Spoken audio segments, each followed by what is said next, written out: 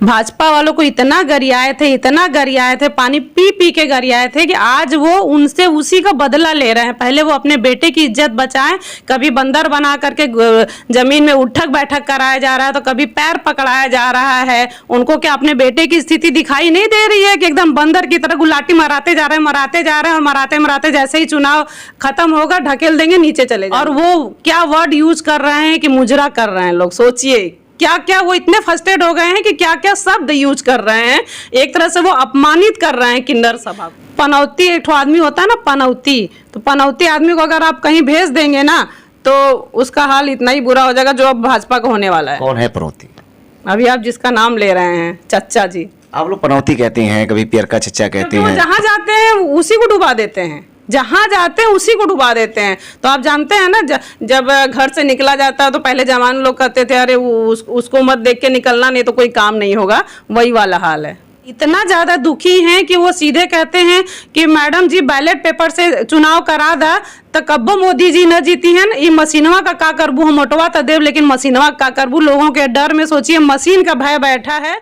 लोकसभा चुनाव को लेकर सरगर्मियां तेज होती नजर आ रही हैं। छठे चरण का चुनाव जो है वो अब समाप्त होता नजर आ रहा है, लेकिन वहीं दूसरी ओर 57 सीटों पर चुनाव होनी है और वाराणसी लोकसभा सीट को हॉट सीट बताया जा रहा है और काफ़ी महत्वपूर्ण सीट के रूप में भी देखा जा रहा है। चूँकि इस वजह से देखा जाता है क्योंकि देश के प्रधानमंत्री इस शहर से और इस लोकसभा सीट से सांसद हैं, तो कहीं ना कहीं सबकी निगाहें अब बनारस लोकसभा सीट पर आ चुकी है। इस वक्त हमारे साथ बातचीत के लिए नेशनल इक्वल पार्टी की राष्ट्रीय अध्यक्ष वंदना सिंह जी हमारे साथ मौजूद हैं। बहुत दिनों बाद हमसे रूबरू हो रही हैं। वंदना जी, बहुत बहुत स्वागत है आपका। धन्यवाद।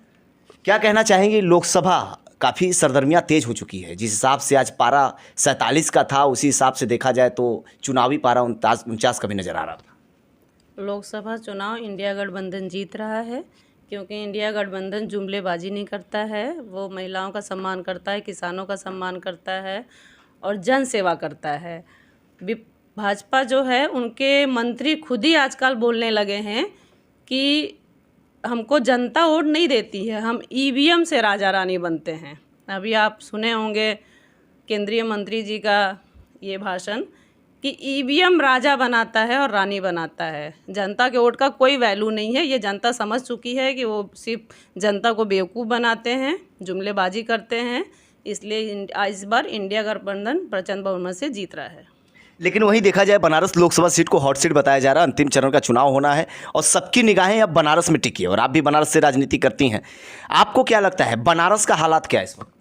बनारस का हालात भी गंगा माँ का बेटा अजय राय जी जीत रहे हैं। जनता उनको सभी जनता जान चुकी है कि 10 सालों में बनारस का कुछ हुआ नहीं है। यहाँ तक कि गंगा माँ का बेटा जो गुजरात से आए हैं, गंगा माँ की सफाई के नाम पे करोड़ों रुपया फूंक दिए लोग, आज तक गंगा माँ की सफाई भी नहीं हो चुकी है।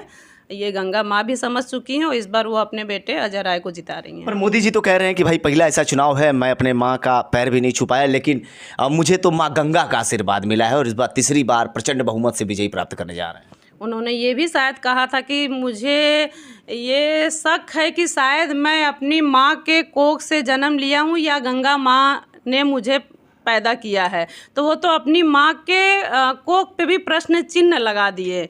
आज अगर उनकी माँ जिंदा होती और बैठ करके वो टीवी पे देखती तो उनको कितना दुख होता। तो जो अपनी माँ का नहीं हुआ वो गंगा माँ का क्या होगा। बनारस में वंदना जी 10 लाख पार के नारे, वहीं दूसरी ओर आप इंडिया गठबंधन अब पूरी तरीके से अपनी मजबूती साधता नजर आ रहा है।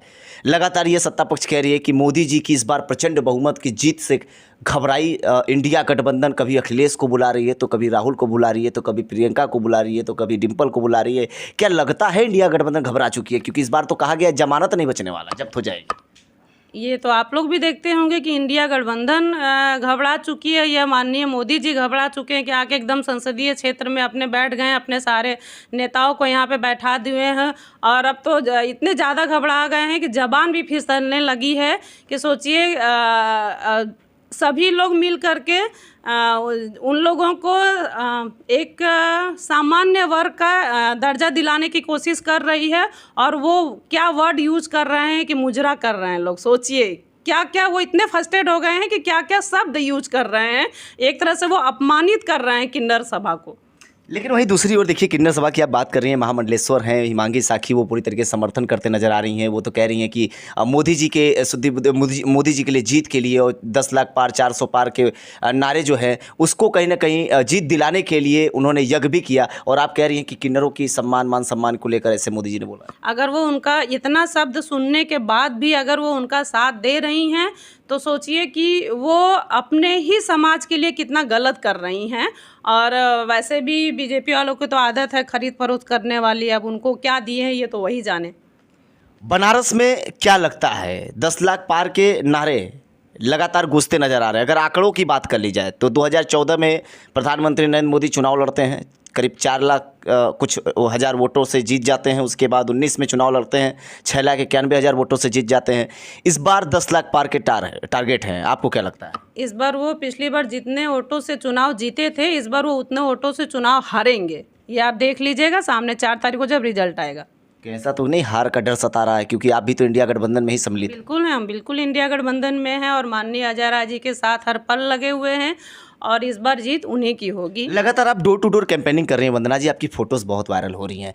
क्या मूलभूत समस्याएं? क्योंकि बीजेपी वाले तो कह रहे हैं भैया यहाँ बनारस में कोई लड़ाई नहीं है, यहाँ सब कुछ संपन्न हो चुका है और मोदी जी तीसरी बार विजय प्राप्त करने जा रहे हैं। मैं हर जगह गांव-गांव में जा रही हूँ और जितनी भी उन्होंने सुविधाओं के नाम पे सारे चीज़ें निकाली थी, किसी को गांव में जाइए किसी को भी वो सुविधाएं नहीं मिली हैं और हर जगह इनको लोग गाली दे रहे हैं और इतना ज़्यादा दुखी हैं कि वो सीधे कहते हैं कि मैडम जी बैलेट पेपर से चुनाव करा दा तो कब्बो मोदी जी न जीती हैं, ये मशीनवा का करबू हम ओटवा तो देव लेकिन मशीनवा का करबू। लोगों के डर में सोचिए मशीन का भय बैठा है और कोई भी भाजपा को लाइक नहीं कर रहा है। और आजकल तो देखिए लोग हेलमेट भी बांट रहे हैं कि अब गांव में जाना प्रचार करने तो हेलमेट पहन के जाना।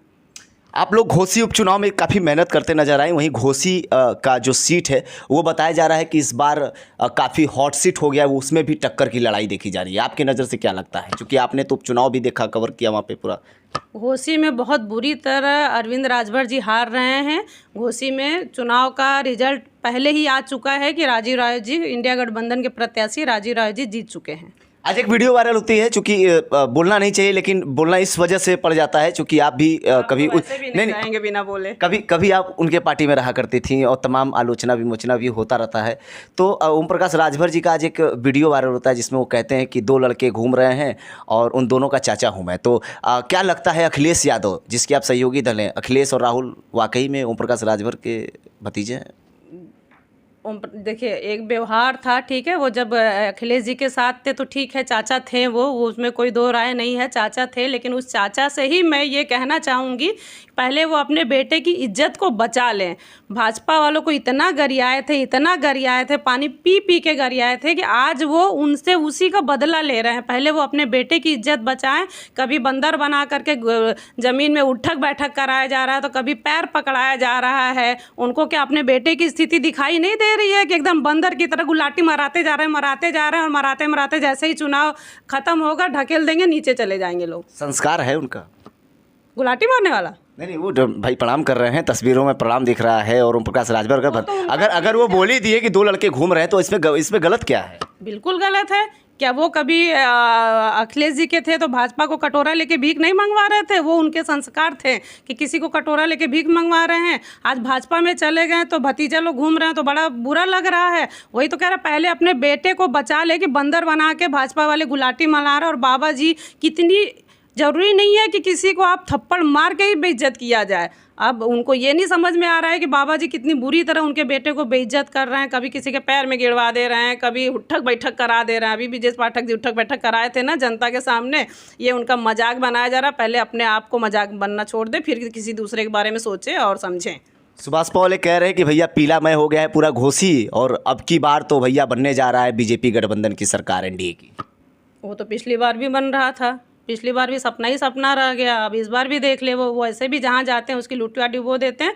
भाजपा अगर नहीं हारती है, अगर ओम प्रकाश राजभर जी को अपने एनडीए गठबंधन में नहीं लेती आपको नहीं लगता है कि जिस हिसाब से ओम प्रकाश राजभर, अरविंद राजभर, वो उनके तमाम पार्टी के नेता मेहनत कर रहे हैं, ग्राउंड जीरो पे जा रहे हैं, जैसा कि ओम प्रकाश राजभर कहते थे कि उपचुनाव में भैया अखिलेश यादव अगर एसी से बाहर निकल गए होते तो आजमगढ़ का चुनाव जीत गए होते, तो आज कहीं ना कहीं ओम प्रकाश राजभर ज़मीन पे जा रहे हैं और कहीं 47 डिग्री तापमान के जो है कि जाने के बाद उसके बाद ग्राउंड से मेहनत करते नजर आ रहे हैं। उनके सहयोग के लिए योगी आदित्यनाथ जा रहे हैं, जेपी नड्डा तक जा रहे हैं, तो इतने लोग जा रहे हैं, क्या लगता है कितनी ताकत मिलेगी? बड़ी गलती तो ये हुई थी कि आजमगढ़ में उनको भेज दिया गया था। अगर आजमगढ़ में ओम प्रकाश राजभर जी को नहीं भेजा गया होता, पियरका चच्चा जी को, तो चुनाव जीत गई होती सपा। उनको भेज के ही पनौती, एक ठो आदमी होता है ना पनौती, तो पनौती आदमी को अगर आप कहीं भेज देंगे ना तो उसका हाल इतना ही बुरा हो जाएगा जो अब भाजपा का होने वाला है। कौन है पनौती?